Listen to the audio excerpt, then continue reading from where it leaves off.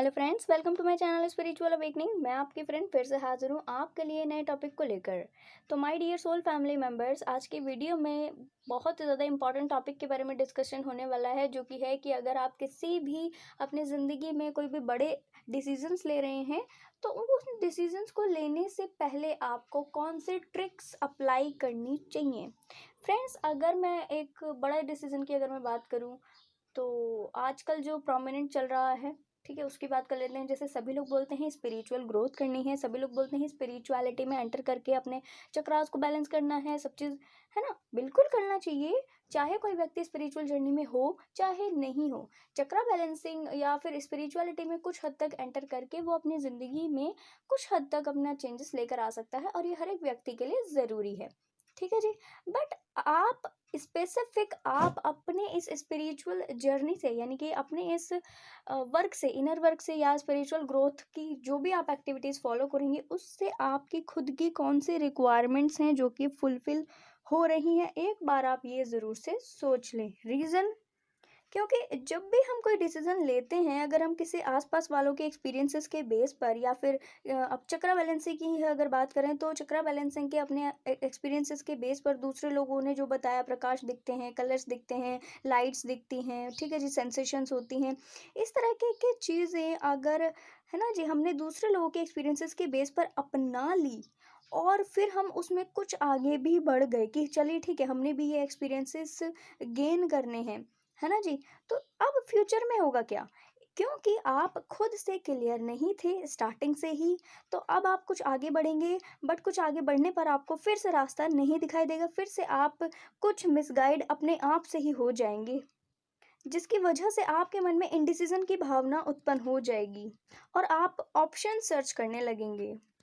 तो कुछ आगे जाने के बाद जब ये आप ऑप्शन सर्च करने लगते हैं, तो इन इन ऑप्शंस में मान लीजिए अब आपने बहुत माइंड अपना लगाया, बहुत अपनी एनर्जी वेस्ट की, और आपने फिर से कोई ऑप्शन बी आपने सर्च कर लिया और उस ऑप्शन बी की तरफ आपने हाथ बढ़ा दिया, कदम बढ़ा दिया। अब होगा क्या? होगा ये कि जब आप ऑप्शन बी को भी चूज़ कर लेंगे, उस पर भी कुछ काम करेंगे, आगे बढ़ेंगे, तो फिर से वही इनडिसिज़न की भावना उत्पन्न होती रहेगी। ये लगातार आपकी ज़िंदगी में बनी रहेगी, और इससे भी होगा क्या कि है ना, जो आपने ऑप्शन ए को चूज़ करने पर, यानी कि जब आप स्पिरिचुअलिटी में एंटर कर रहे थे, अगर इसी का एग्जांपल ले लेते हैं, तो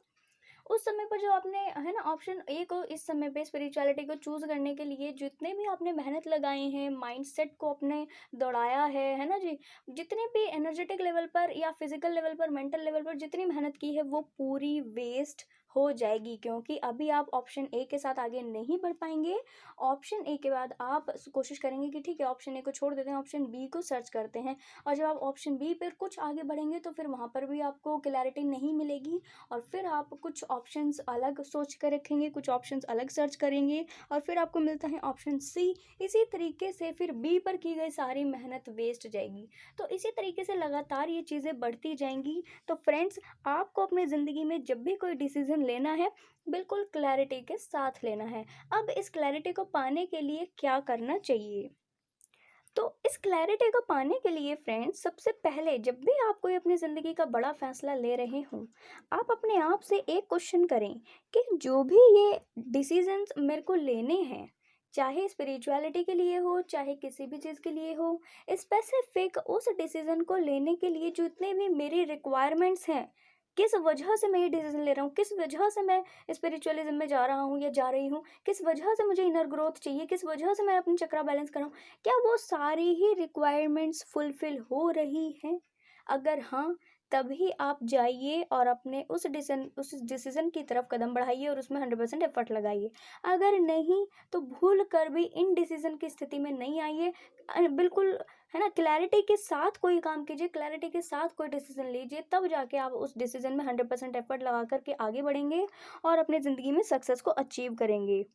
वरना तो जिस तरीके की, है ना, अनक्लियर माइंड आपका अभी है, ऐसा ही आने वाले टाइम में भी बना रहेगा, फिर उसके आने वाले टाइम में भी बना रहेगा, और लगातार लंबे समय तक आप इसी तरह क्लैरिटी से दूर रहेंगे, सच से दूर रहेंगे। तो जब भी कोई व्यक्ति अगर स्पिरिचुअलिज्म का या हम एग्जांपल ले लेते हैं, तो आप स्पिरिचुअलिज्म का ही आप सोचिए कि अगर आपने ये एक्सपीरियंसेस गेन करने हैं या फिर आपने कोई भी स्पिरिचुअल प्रैक्टिसेस करनी है, तो उन एक्सपीरियंस गेन करने से आपको स्पेसिफिक क्या चाहिए, इंडिविजुअल लेवल पर आपको उन एक्सपीरियंसेस गेन करने से क्या चाहिए, दूसरे लोगों की बातें, दूसरे लोगों के एक्सपीरियंसेस उन तक रहने दीजिए। जब आप इस तरीके से डिसीजन लेंगे तो एक्चुअली में आप अपने खुद के हायर सेल्फ यानी खुद के इंटरनल सेल्फ की आवाज़ को फॉलो कर रहे होंगे। और फ्रेंड्स, जब आप इस तरह की आवाज़ को फॉलो करते हैं तो आपके आने वाले टाइम में आपको ऑप्शंस के लिए नहीं टाइम मिलता, आप बस इसको 100% क्लैरिटी के साथ में बिल्कुल काम करते रहते हैं और इसको 100% सफल बनाकर ही रहते हैं। उस समय ऑप्शंस की गुंजाइश नहीं रहती। तो फ्रेंड्स, आई होप आपको ये वीडियो अच्छी लगी हो तो लाइक कमेंट शेयर सब्सक्राइब ज़रूर से करना। मैं आपको मिलूंगी नेक्स्ट वीडियो में, तब तक के लिए बाय बाय, टेक केयर।